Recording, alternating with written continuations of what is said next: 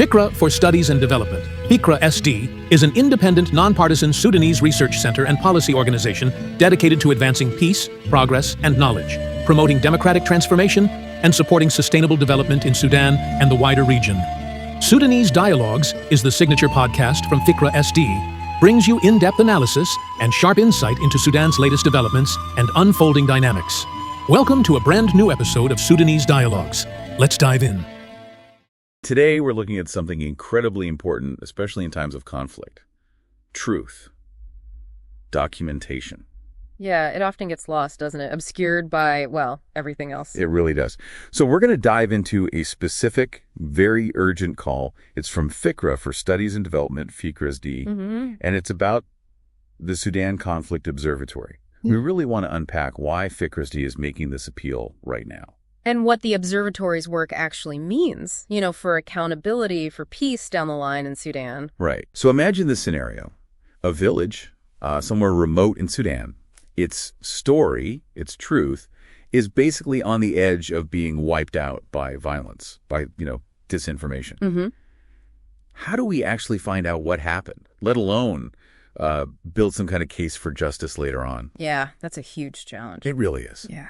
And it's central to the brutal civil war in Sudan, which honestly doesn't always get the attention it deserves. Yeah. So today we're going to dive deep into the really incredible work of the Sudan Conflict Observatory. It's an initiative from Yale University's Humanitarian Research Lab, HRL, over at their School of Public Health. Their main job, since the war kicked off again in April 2023, has been to painstakingly, document and analyze this whole crisis. And what's really fascinating, I think, is how they're doing it. The observatory, it's not just like reading news clips. Yeah. They're using some seriously advanced tools, things like commercial satellite imagery, basically really sharp photos from space, and also something called thermal scarring analysis, which is pretty technical, but it lets them spot burn patterns on the ground from satellites, even, long after the fires are out. And they combine that with open source data stuff that's publicly out there, like social media, local reports, that kind of thing. It lets them monitor atrocities with incredible detail. So it's more than just research then? Oh, absolutely. What makes it so crucial in FICRA-SD's view?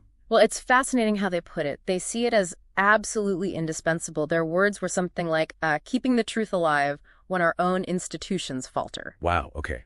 That's powerful. It really is. Think about the environment there. Reliable information is, it's scarce, often manipulated. So the observatory has this unique position, and it's not just about collecting data, cross-referencing everything. It's about building this irrefutable digital evidence archive. Evidence that can be used later?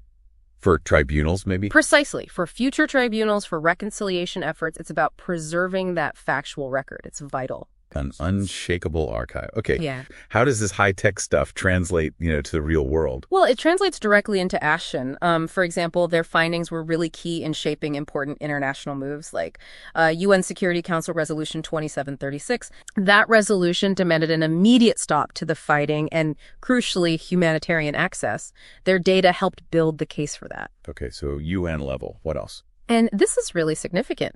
Their data was a direct support for the U.S. Department of State's determination, the finding of genocide in Darfur, right? Specifically naming the Rapid Support Forces, the RSF. Yeah. That determination came in January this year. That's incredibly powerful. So policy impact, high-level stuff. But what about, on the ground?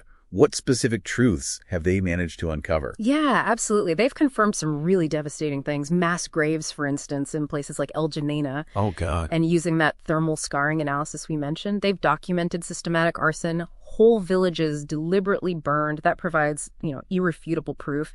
It fundamentally changed how people saw the organized nature of these attacks. Like proving intent almost. Exactly. And they've also confirmed the awful civilian impact from both sides, really. RSF attacks like that horrific one in Wad al-Noura, but also the impact of Sudanese armed forces airstrikes.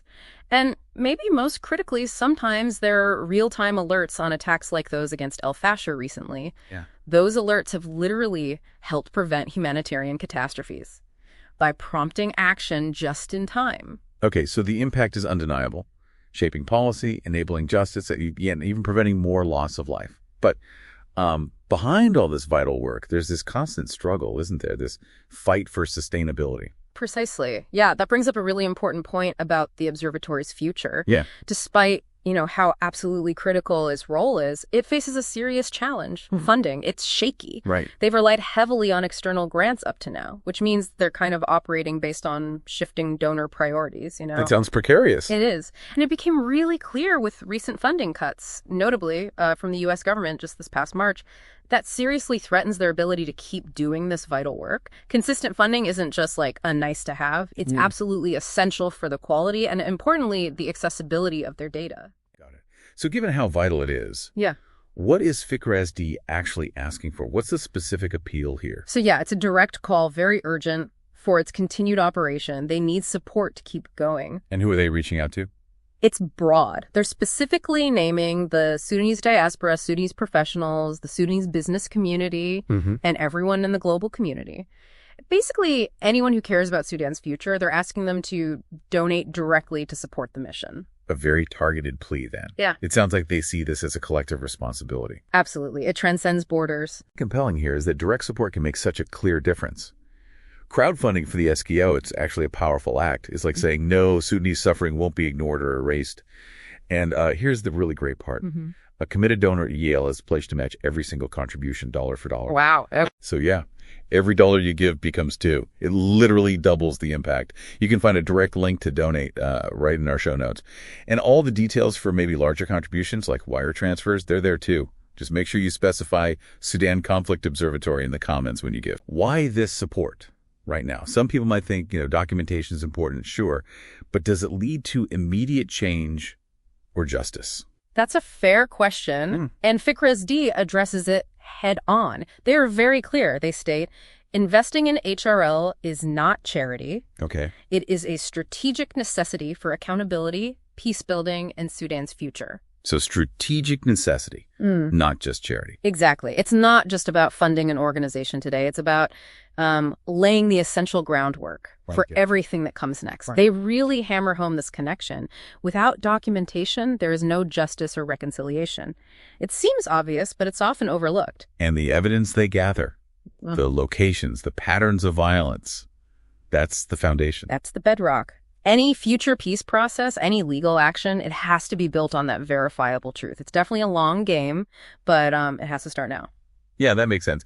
But you also mentioned peace building, rebuilding. How does gathering all this data help with the practical steps, recovery, rehabilitation? Yeah, that's another critical piece. The documentation, it goes way beyond just court cases. I mean, imagine trying to rebuild a country after conflict. You need to know things. Like what? Like the extent of the damage. Right. Where are the mass graves? How have people been displaced? The Sudan Conflict Observatory, for instance. The sources highlight how they use satellite tech, geospatial analysis. To map things out. Precisely. Mapping destroyed buildings, tracking forced movements, even monitoring like agricultural impact. This kind of granular data, it's indispensable for making informed choices. Whether that's getting humanitarian aid right, planning long-term reconstruction, finding missing people, it shifts from just recording tragedy to becoming a real tool for actual progress. That's a key distinction, yeah. Moving from just observing to creating actionable data for recovery. What's fascinating is the long-term impact. When you have meticulous records, it establishes a historical truth, makes it much harder to deny atrocities later or rewrite history. A deterrent, maybe. Potentially, yes. They're ensuring these factsy stories are preserved. It's about creating this undeniable ledger so the next generation knows. They know the cost of conflict, the consequences. It's like an investment in collective memory, demanding accountability, hoping to prevent it happening again. Okay. So if we tie all this together, the core message really seems to be the critical strategic need for this documentation. It's not passive recording. It's actively building the groundwork for justice. For recovery. Exactly. Especially now with so much information, so many crises, it's easy to get overwhelmed, to look away. What does that phrase really signify for them? It's more than just words, I think. It feels like a core principle for them, an unwavering commitment. To keep watching. To keep watching, yes. Yeah. To ensure Their eyes remain open for Sudan, for justice, and for the generations yet to come. It's about, like they say, keeping the world's eye on Sudan. So vigilance. Constant vigilance. History remembers not just the perpetrators, but also Those who refuse to look away? exactly those who refuse to look away. It's about making sure the facts aren't lost, aren't buried by disinformation.